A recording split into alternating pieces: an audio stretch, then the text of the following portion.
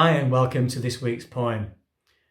It's been Halloween this weekend and also some wild and windy weather, plus announcements of more lockdowns in the UK. So I'm perhaps in sombre and reflective mode. I've also been reading a little about the Mexican festival, Dia de los Muertos. So with that in mind, and celebrating that, this week's poem is called All Hallows Eve.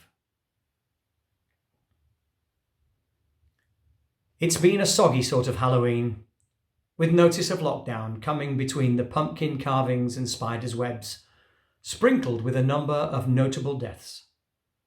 Sean Connery, the original James Bond, just one of those to pass beyond the here and now.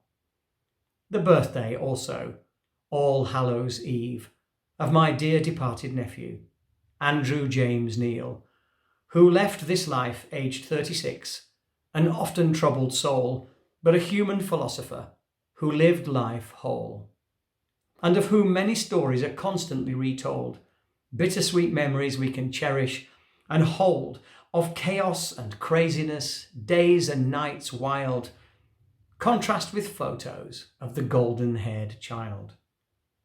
And it got me to thinking about death, how we remember those who have taken their last breath.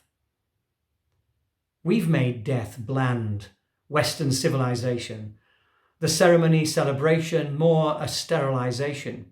We've brushed it under the carpet, rubbed it out, made it impolite, an embarrassment and nothing to shout about. It's enough to say a few words at the creme, then file out, look at the flowers, and home again. Cold, unfeeling, a reading, maybe a song, occasionally celebrants getting the name wrong.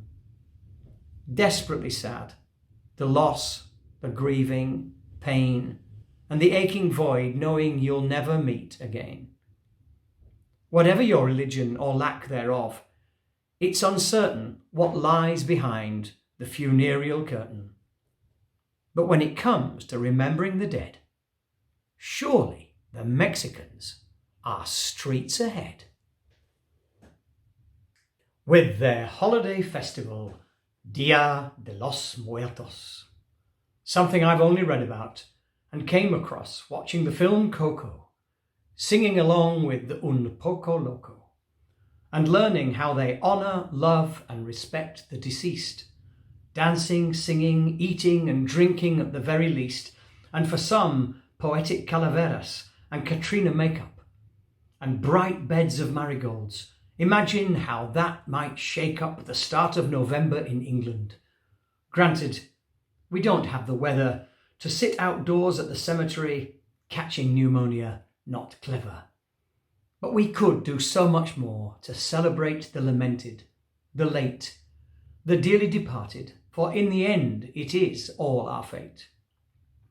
And I'd like to think that a glass might be raised once a year, and that laughter and singing might accompany a tear, as my memory and spirit is welcomed back home, and that I know for eternity that I'm not alone.